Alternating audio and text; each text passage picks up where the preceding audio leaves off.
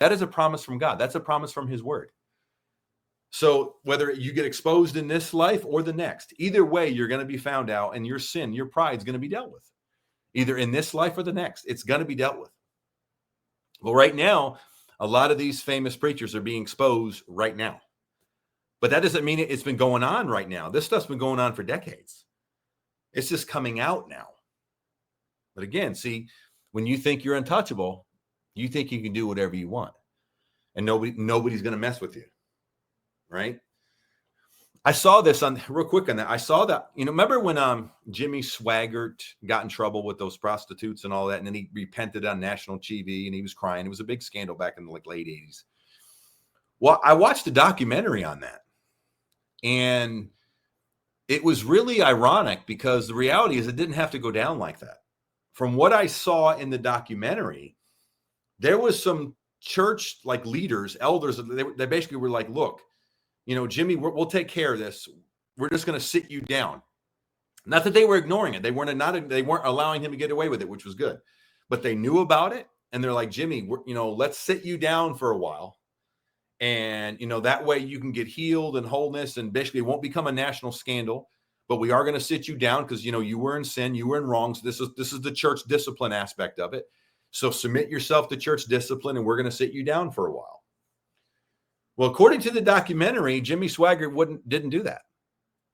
And according to now again, this is according to the documentary. The documentary, they basically said, Jimmy Swaggart said, no, you ain't going to sit me down because basically I'm bigger than the denomination that I'm in. Because he was a part of a denomination. But since his program was on TV, he was going out to millions and millions and millions of people every Sunday.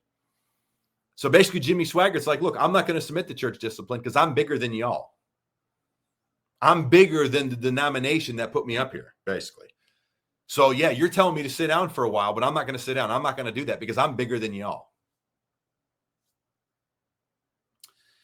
Well, if that's true, is it any wonder it happened the way that it happened? Nope.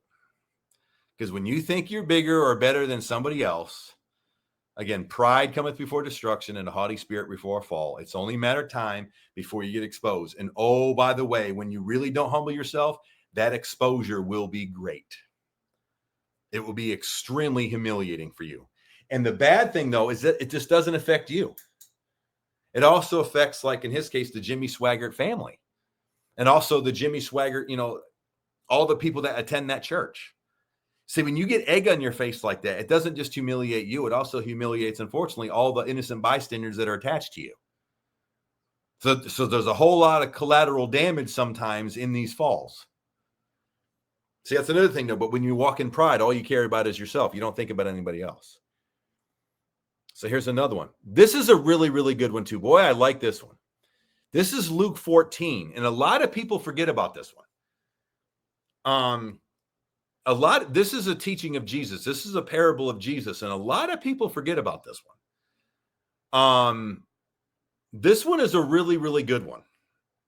Let me just read it to you, and let me commentate a little bit. This is one of those, oldie but goodie type of ones. This is one of those verses in the Bible. A lot of people don't preach on this one much, particularly when it comes to pride, and they should. So Jesus says in Luke 14, starting at verse 7, he says, when he noticed how the guests picked up the places of honor at the table, he told them this parable. When someone invites you to a wedding feast, do not take the place of honor, for a person more distinguished than you may have been invited. If so, the host who invited both of you will come and say to you, give this person your seat. Then, humiliated, you will have to take the least important place. But when you are invited, here it is, but when you are invited, take the lowest place, so that when your host comes, he will say to you, friend, move up to the better place. Then you will be honored in the presence of all the other guests. Again, take the lowly place, humble yourself, and you will be exalted. This is a great example of that.